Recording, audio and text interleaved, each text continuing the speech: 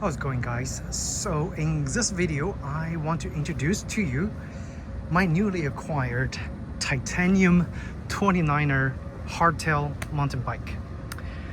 You might not be able to find this particular model as much. This is a Samson. The model is the Judge 29SL. Paid about $700 for this entire bike.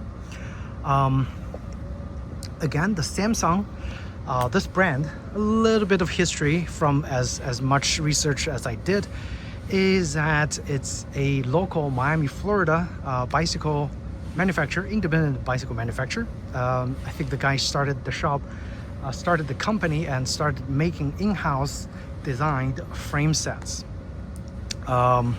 Again, here in a local warehouse with a titanium fabrication factory.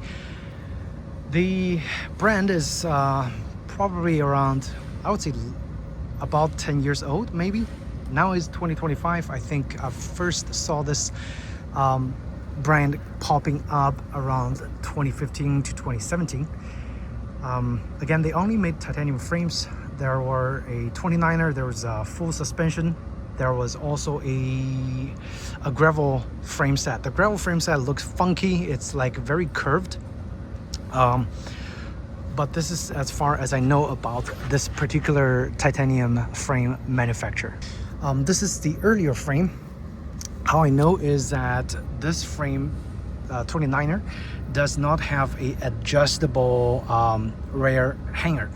The newer design ones, I believe, have a dropout that you can convert to a single speed if you wish, but this one does not. This one is just a through axle, purely designed for shifters. Okay, it is through axle, and I believe it's 15 millimeter, so not really up to today's standards with the boost and everything. The front, again, this is built from the frame up, so with components like I would call parts bin components. Okay, even though it's not top end configuration, there are still some group sets components that's worth mentioning.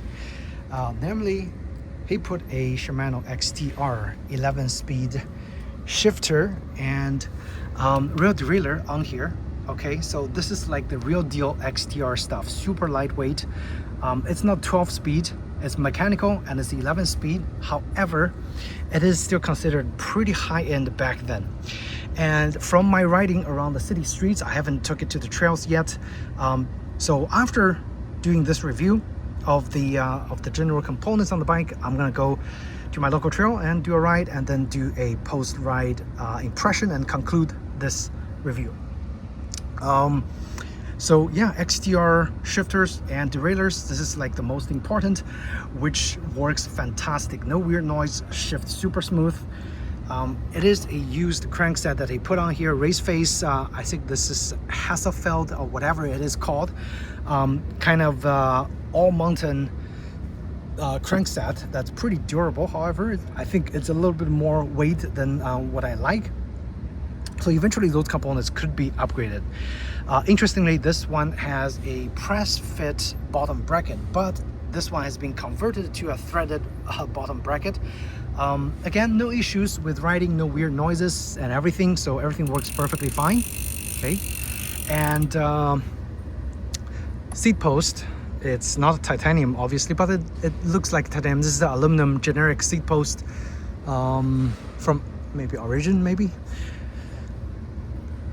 And the cassette is, I think, 11 speed to 11 to 42 tooth. The brake is also very generic Shimano, like entry level. I think it's Alivio MT200. Brakes front and back, and 160 millimeter, I believe, discs. So again, this is probably great for, I would say, local single track riding, or maybe cross-country race. But if you want to do a little bit heavier riding stuff with jobs and stuff, you probably want to consider upgrading the brakes and some other components that is on here. The cool thing about this XTR is that it is able to be locked. Okay, so once you lock this, obviously the bottom is not gonna vibrate, it's gonna lock in place. If you do this unlock, this thing actually moves around. So the wheel set is also pretty generic WTB rims. It's WTB ST130 rims on Origin hubs, so pretty entry-level stuff, but I think during my test ride in the local streets, it actually works perfectly fine. A little bit heavy with a lot of spokes, but I think that's what's gonna make it rather durable on the trail riding as well. Okay, tires are Maxxis. The front is Advent, I think it's 29 by 2.4 inch. On the back is Maxxis, what's the model number? Recon Race, 29 by 2.25. So it is kind of a symmetrical design. The front is wide for tracking, the rear is narrower for speed. Pretty good build actually. Lastly, the fork. The fork is, I think he put the RockShox Recon on here. Again, entry-level fork. However, it's got pretty much all the stuff you need. It's got a rebound adjustment or compression adjustment right here, a rebound adjustment right here hidden inside, and steel construction, nothing light.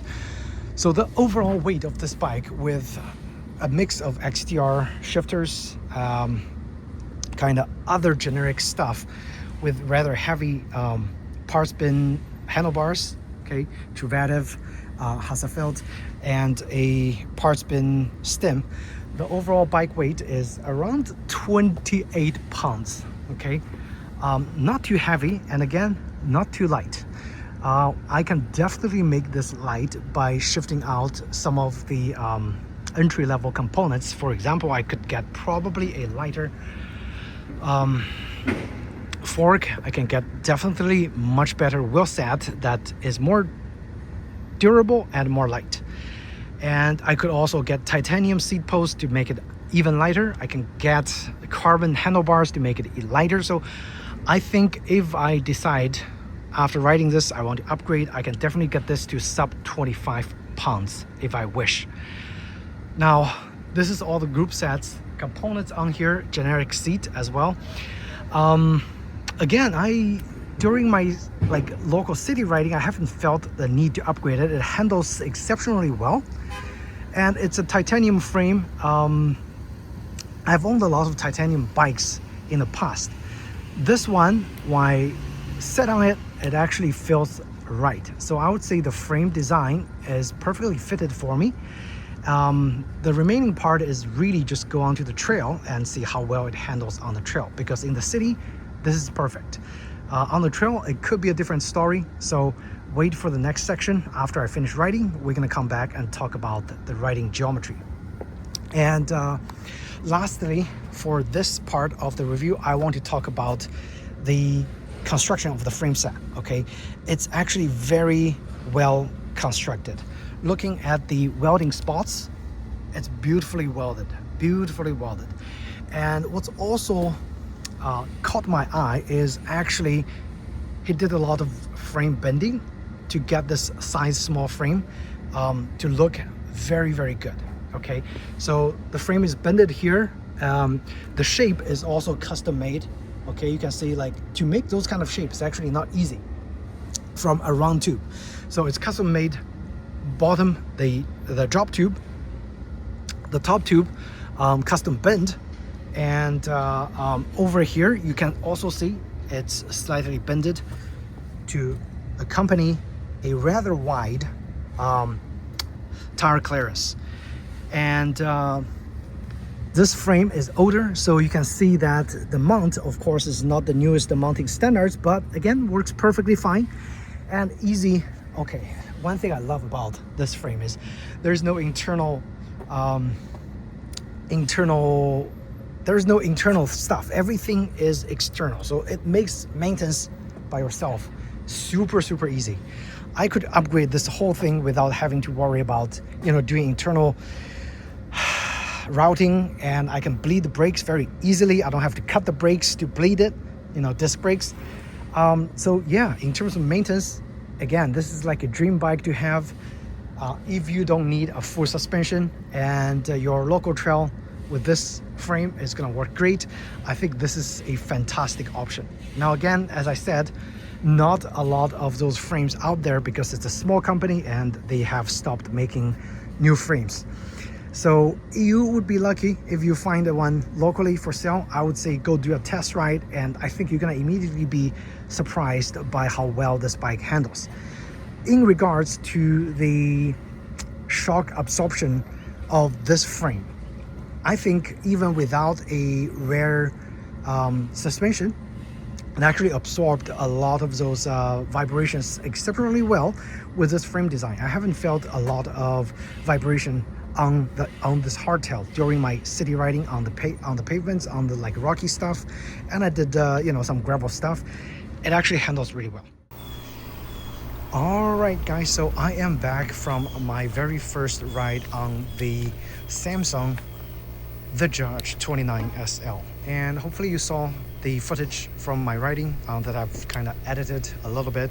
A couple things happened. First is my GoPro 5 was randomly overheating and turning itself off, so I didn't record the full footage, but hopefully the footage that you saw is a good indication that this bike performed very, very well on the trail. Actually, I actually immediately liked this bike more so than my 27.5 Stumpjumper full suspension that I've sold before this bike. The turning radius is actually surprisingly shorter, at least perceptively. From the ride, I was able to turn on very twisty switchbacks without having to put my foot down on the ground, which is surprising to me, and I think definitely the hardtail contributed compared to the full suspension to the easier maneuverability compared to the Stumpjumper. Another thing is actually, despite the fact this is a hardtail, I feel like the riding is smooth, and the riding is very smooth to me. My local trail is not technical. It's mostly flowy, nice flowy trails, hard packs for most part, a little bit of the roots, a little bit of the rocky areas, but for the most part, hard pack, good, fast running trail. So this bike, being a hardtail, actually performed better than the Stumpjumper that I had in the past. I was able to go faster, again, thanks to the 29-inch wheels. Definitely a lot more faster rolling, and a lot more easier to run over obstacles on the trail. I thought the full suspension is gonna give me a better, like a full suspension 27.5 is gonna give me a better alternative in terms of maneuverability and speed, but guess what? The 29er actually gives me the best maneuverability at the best speed on those kind of hard pack, flowy trails. So if you don't have a lot of like super technical stuff on your trail, I think you should consider a 29er, because again, it rolls over obstacles a lot easier than the 27.5 and 26 that I had in the past on the same trail. Okay, and it puts smiles on my face once I started pedaling and running and riding this bike on the trail. I did two runs. I mean, I did two laps or two loops, and I could do more, but again, something happened. Is my stupidity that prevented me from doing more rides. As you can see, my tires are entirely flat. That's because once I got out of the trail, I saw a grassy area. I rode the bike to the grassy area, and once I got out of that grassy area, it's a minute ride on that area. Okay, I'll post the footage on there. Once I got out of that area, both my front and back tire is stuck with the thorny stuff, completely destroyed my inner tubes. There were like at least 10 leaky spots front and back that I had to pick and pluck all the thorny stuff out, but that prevented me from doing more rides on the loops, which sucked. But I ordered new tubes, obviously, And again, I could run this tubeless if I want, but I think for my actual riding, I prefer just to have an inner tube. It's easier to change, and I don't really get a lot of flats on the trail. Again, the only flat I got was because my stupidity, and I ran into a grassy land with lots of thorny seeds that caused this flat. Very impressed with the maneuverability, very impressed with how easy a 29er rolls over small obstacles over a 27.5 and 26. And the last thing I want to say is, would I consider upgrade this bike to make it lighter? And the answer is possibly. Once I ride the trails more and I feel like, okay, it's about the turning point that I could get this bike a little bit lighter and have the laps just a little bit faster, then I would definitely consider about upgrading some of the components that I want to upgrade the most. The first being the wheel set. I have used a gravel wheel set from a company called Elite Wheels. They are a Chinese carbon wheel manufacturer. I do found a nice 29er full carbon wheel set from Elite Wheels that sells for a little more than $600 and only weighs at, I think, 1,300 grams, give or take 100 grams. So that impresses me because this stock wheel set is super heavy. Okay, super heavy. Might be a durable, but it's just way too heavy. If I use that wheel set, it's gonna immediately save me at least 1 to 2 pounds of the weight of this bike. And what I also did is I ordered a full titanium stem, or the seat post, and also from AliExpress. So two of those things that I'm thinking are all Chinese, cheap Chinese upgrades, as people call it, but it's gonna definitely make this bike at least 2 pounds to 3 pounds lighter. Now down the road, I am thinking about switching out mechanical shifting to a electronic, because even for this kind of not so technical trails, I feel like manual shifting is kind of giving me some trouble at those climbs where I want to shift rather quickly to either go to a larger cog on the rear, or just trying to pick up the speed by going small rather quickly. But I feel like the mechanical shifting is kind of limiting this frame's capabilities. Okay, so definitely electronic shifting is going to be a nice upgrade, but at this point the bike, just at this stage, 28 pounds, rides perfectly on that trail without any single issues. The fork, the Recon fork, actually performed quite well as well. I think at most I got about halfway of the damping that I need on that trail. I had the rebound kind of adjusted about halfway, and the compression also adjusted about halfway, and it seems to be working perfectly fine.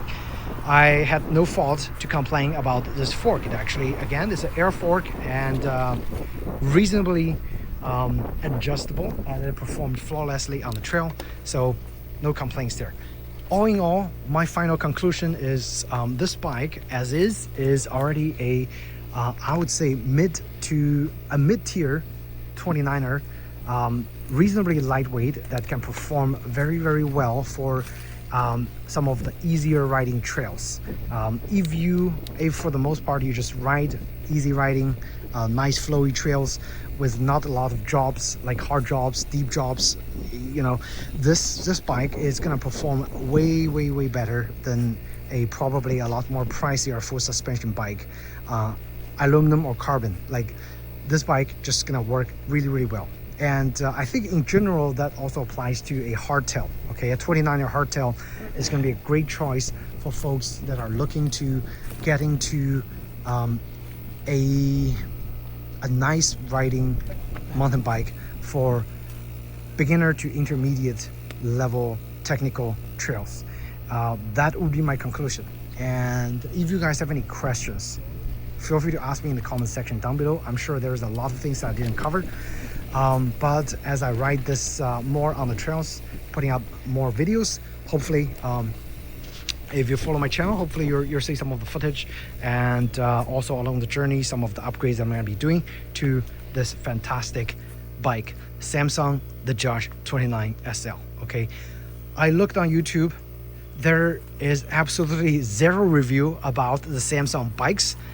I think this is the first Samson bike review out there, and hopefully this covers or at least addresses your concern. Like this bike, if you saw it, I would say grab it. It's like the geometry works very, very well. The welding craftsmanship is, you know, to the point, and it's rather modern standards. It's not the boost build. So the front fork, obviously it's a 100 by 15 by 100 millimeter through axle. It's not a boost, you know, setup. And the rear is I believe 12 by 142 millimeter. And again, you can still get a lot of nice wheel sets that's built for this bike, particularly for, you know, cross-country trail riding and racing, that, you know, you don't really need a boost for those hardcore all-mountain enduro rides, right? So reasonably well built, and it's a tapered headset as well. Okay, very, very nice bike overall. Very impressed, and that concludes this review. So thanks guys for watching, and hopefully I'll see you in the next video. Ride safe and take care.